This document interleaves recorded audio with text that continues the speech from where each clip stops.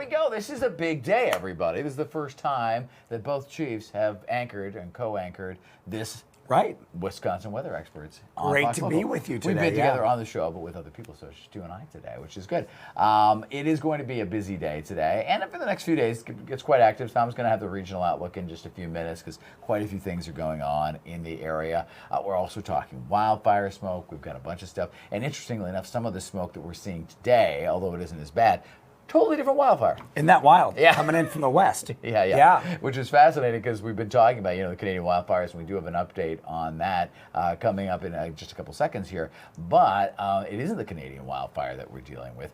It may well come back because, of course, things are not contained. In fact, we'll get to that in just a second. But it wasn't smoke. It was fog that caused problems up in Sheboygan. Sheboygan really had very, very bad, very thick fog, very low visibility just the other day. And that may be to blame for two back-to-back chain reaction crashes in Sheboygan County. Investigators say a 79-year-old woman did a U-turn in front of another car along Highway 23 in Sheboygan Falls on Thursday morning. That then led to a chain reaction crash involving 7 vehicles in total.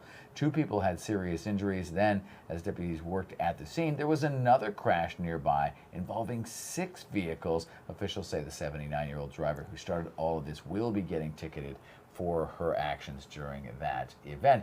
That fog at times during that Thursday morning was near zero at the Sheboygan County Airport.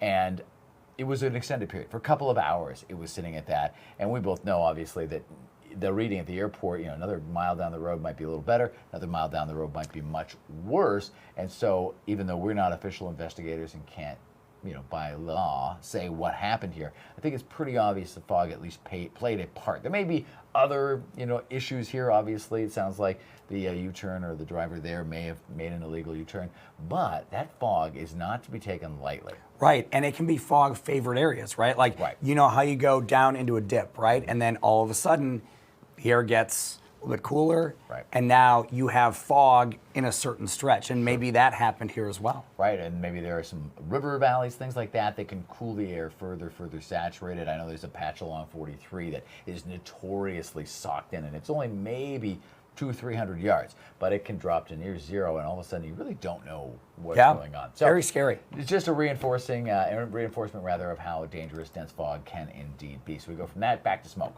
Right. So dry and extreme heat, which of course we've been talking about, has fueled several massive wildfires across the western United States. And guess what? The danger not over, with more fire weather on the way this weekend. Fox News chief correspondent Jonathan Hunt has more.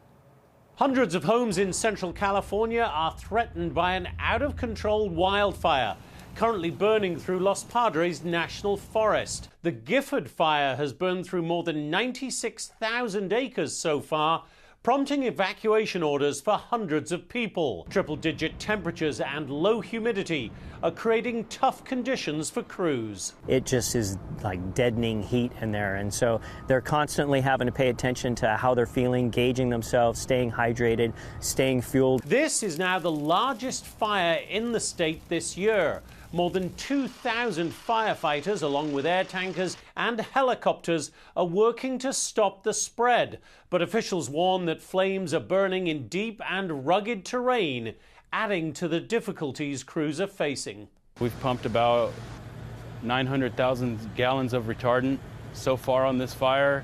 So each day we're putting out about 150 to 200,000 gallons of retardant a day. The Gifford fire is one of several burning across the western U.S. And with extreme heat and strong winds continuing into the weekend, some residents fear more fires could be sparked. Makes me nervous, makes me sad to see all that stuff burn. It's just kind of crazy. Just every day gets more and more. An air quality alert remains in effect for part of the region because of the smoke and excessive heat.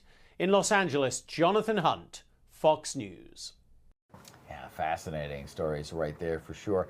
I can talk about Australia again. We've been talking about Australia lately quite a bit. We had some snow stories just recently there. And Australia's Great Barrier Reef is seeing a record-breaking loss of coral. Scientists believe that's mostly because of the bleaching caused by climate change. So coral bleaching happens when coral expel algae living in their tissue causing them to become completely white. So according to the U.S. National Oceanic and Atmospheric Administration's Coral Reef Watch, the world is experiencing one of the biggest mass coral bleaching events in history. And that is a massive part of, Australia's coastline, shorelines, and it's a huge part of our planet's ecosystem too. The coral is a massive part of it, and as strange as it might sound, it's also the source of a lot of our white sand beaches, because tiny little sea creatures nibble away at that coral and extrude, yes, that's what I'm saying, extrude the tiny bits of coral as sand, and those beautiful white beach sands are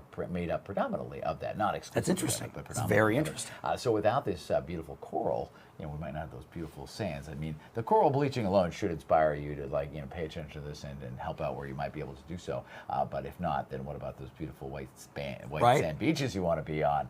You got to do something to help out there. For right. Sure. I mean, the wide impact. Right. Yeah, I've never been to Australia, but apparently the Great Barrier Reef is spectacular. Wow. Like just an emotional event for some people when they finally see it.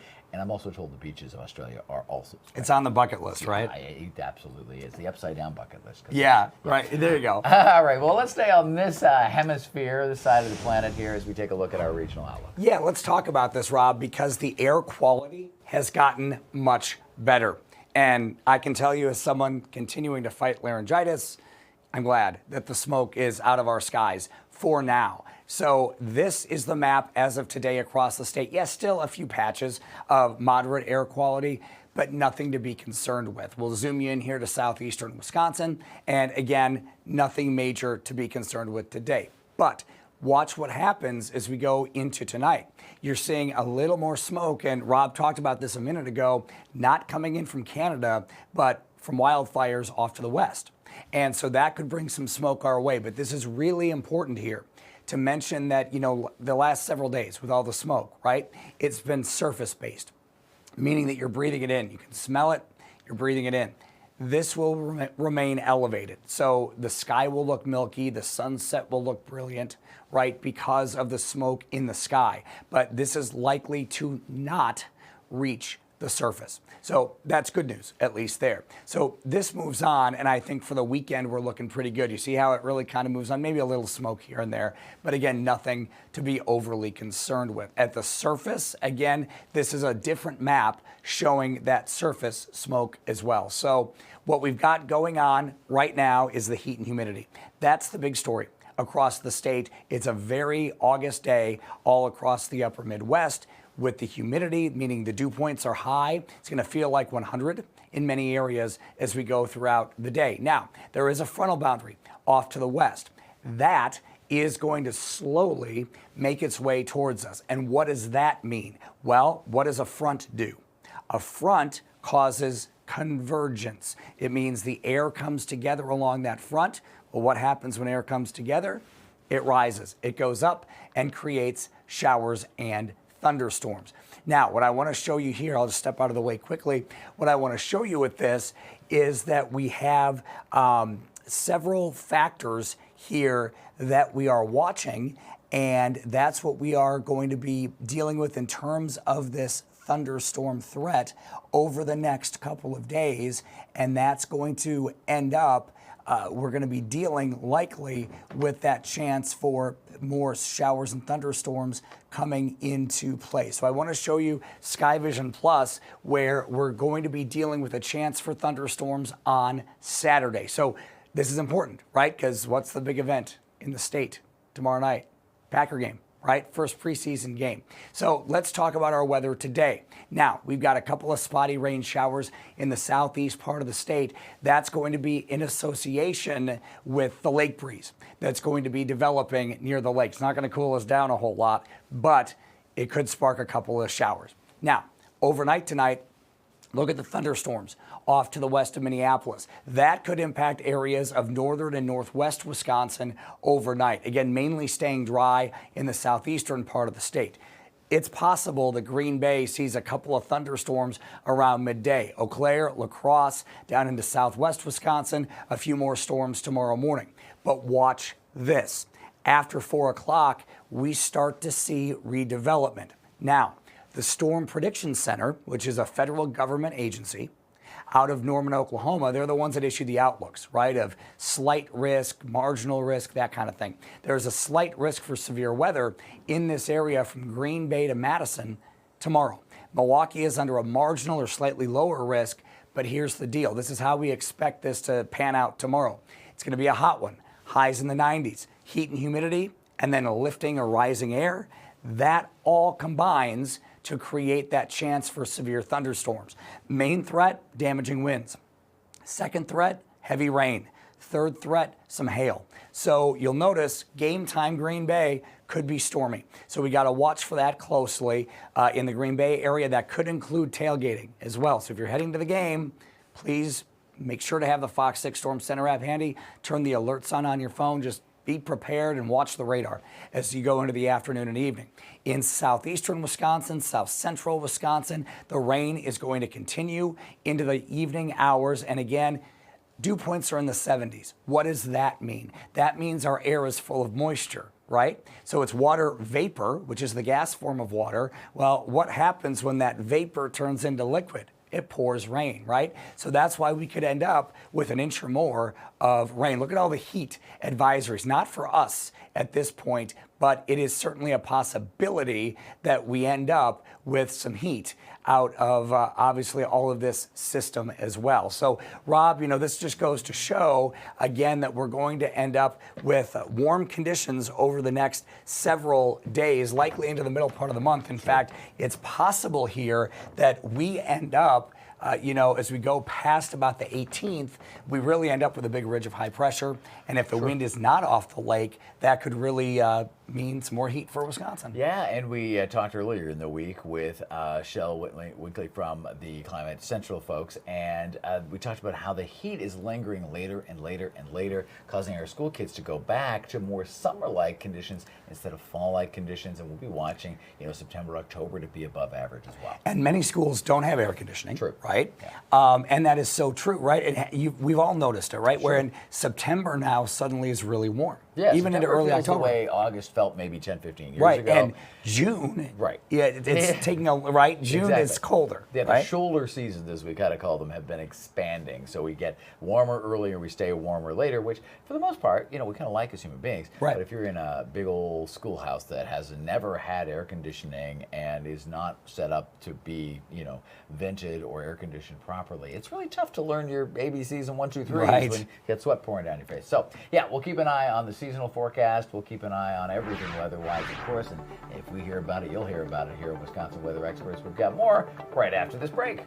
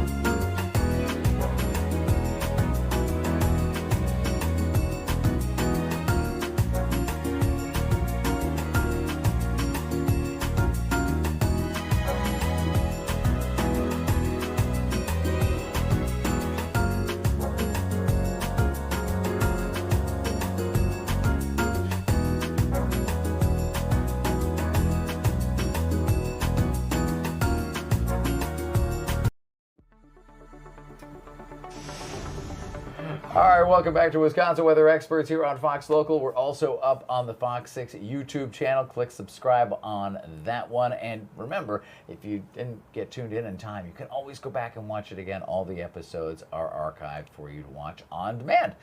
So we've been talking a lot about wildfire smoke. You know, it's now currently from a different wildfire, but the Canadian wildfires have been a big part of our weather conversation for days and days and days. It's been hanging over Milwaukee for the past few weeks. So we've been dealing with these air quality alerts as a result of that, and doctors are warning, of course, people, healthy people, depending on the intensity of the smoke, and those, of course, obviously with underlying health issues like heart conditions, might be at risk. So Thursday, fire officials in Canada gave an update on the wildfires and what's being done to help put them out. They say there are 728 active fires right now. Isn't that wild? It has caused a lot of challenge and a lot of need for us to bring in resources from outside of our own country, because our domestic capacity right now is spread very thin. Obviously, we've done what we can to move the right people to the right fires in the right provinces, but it has driven us to bring in international resources. It's massive. It's an area almost to the size of like Delaware at this point. It's huge footprint of these fires, and obviously the infrastructure is minimal. This is a pretty rural area of central Canada. Well, and it sounds like, I mean, no roads, right? I mean, it's in many areas, right? I mean, it's just forest. Right, like just inhabited area. Yeah, nobody lives there, so there's no roads there, and it goes on like that for miles and miles, and hectares, as they say in Canada. And once this catches fire, with the conditions leading up to it being, that milder winter and the drier conditions, kind of like what you were saying with those western and southwestern fires, it's very difficult to control. So, our hearts and minds go out to everybody up there. And thanks to all of those in neighboring communities, neighboring countries that have been rolling out some help as well, because, you got to help your neighbor if you're going to get out from under all this smoke. So we appreciate all of the work that's being done there as well.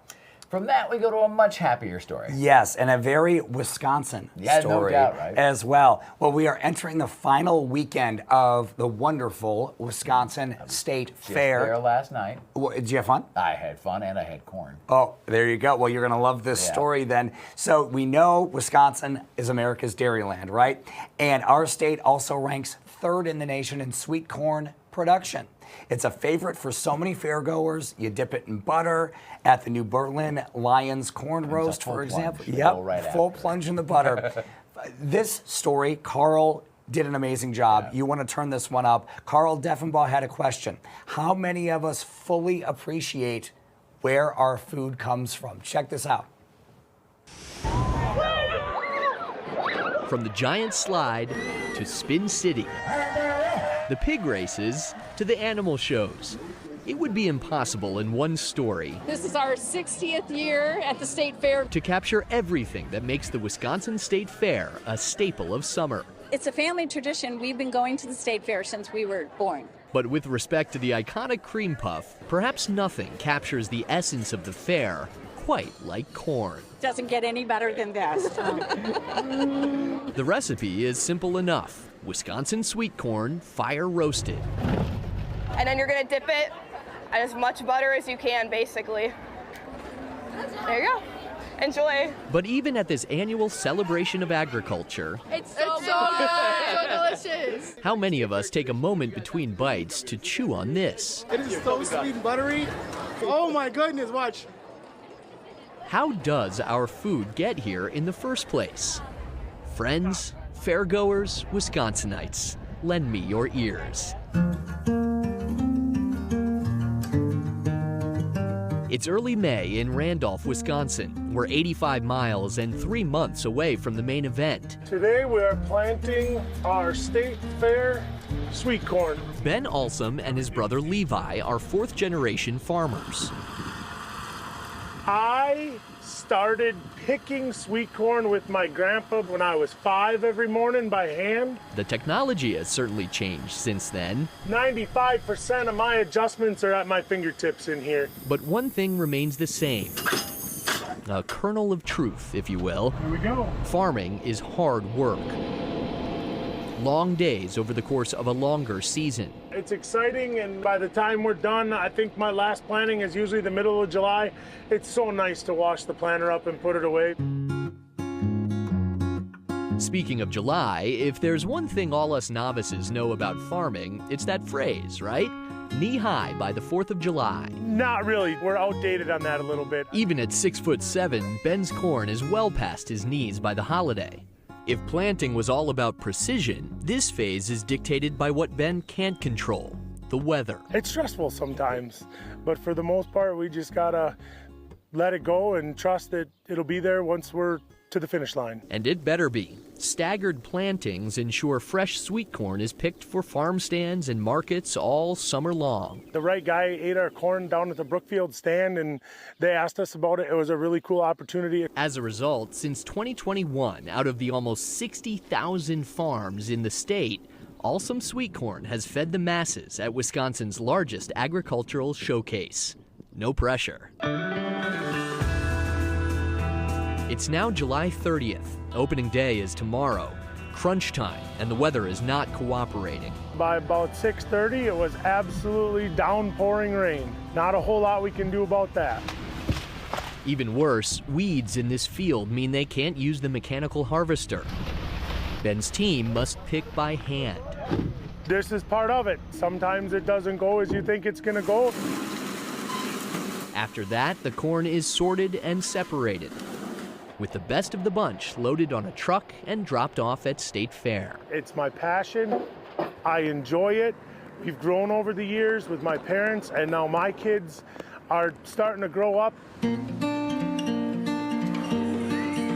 Generations of farmers, generations of happy customers, all connected by corn. It tastes like it. It literally tastes like it. They picked it yesterday. It's so fresh and clean. I can feel the summer sun on it. Oh my God. You want butter? Yeah, please. Over the course of the fair, the volunteers at the New Berlin Lions Corn Roast will sell more than 100,000 ears of Awesome Sweet Corn. Here you go.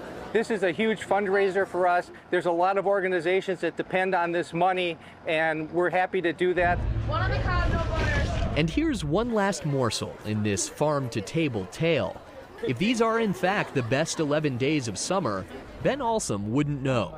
He's never been to the fair for fun. I never have. My wife and kids went last year with some friends, and they said it was fantastic. There's just too much to do. Planting, growing, picking, prepping, and delivering food for the rest of us. Behind every piece of produce, there is a farmer, and we appreciate them buying it. We appreciate them buying the local product, and I think it's really cool that an hour and a half away from the fair in our state is where the product is grown. It's the circle of agricultural life at the Wisconsin State Fair. Bite by delicious bite. With photojournalist Tim Primo and editor Dave Machuda. Carl Deffenbaugh, Fox 6 News. Oh, I'm hungry now. Yes. I am hungry now. Was that not a great story? That was amazing. So 75th year for the Lions Corn Stand. This is their biggest fundraiser of the year, and they do very well with it. More than $200,000 will go back into the local teams and clubs that the volunteer organization helps to pay for at the Wisconsin Lions Camp. This is a summer camp for youth and adults with disabilities, offered free of charge. So thanks in part to the corn. Yes. Yes. And going to a great cause. Yes, I like that gentleman's style too. He's getting after it. Yes. Good for you, man. All right, we're back. We're going to get after it for a few more minutes here on Weather Experts.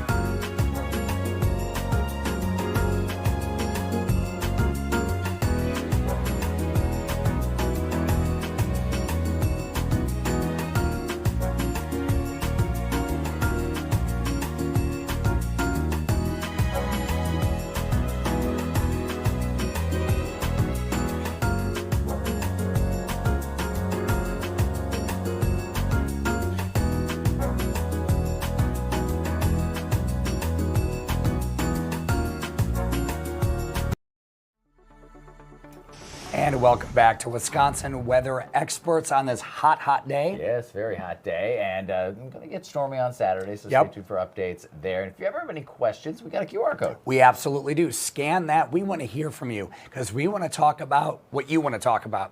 So you can send this to us. We'll get it right in the Weather Center. If you have a weather question you've been dying to ask, and you're like, but wait, I don't know a meteorologist. You know us. So send that to us. We'll get that right here, and we'll answer it on the air. There you go. And hey, by the way, if you're in the Muskego area, things are going to get wild there this week. Tuesday afternoon, someone apparently called police after witnessing a goat, not a ghost, that'd be even weirder, goat, horse, and pony trotting along near the roadway. Sure enough, the caller was accurate. It was almost like a little roadside petting zoo got loose. Officers responded. They helped corral a few of the animals until eventually their owner was located. He too responded, mostly to help to secure the one very naughty goat, apparently, that didn't want to follow instructions. They rarely do. Right. It's always the goats. Mind of their own. Yeah, right. We'll see you next week on Wisconsin Weather Expert.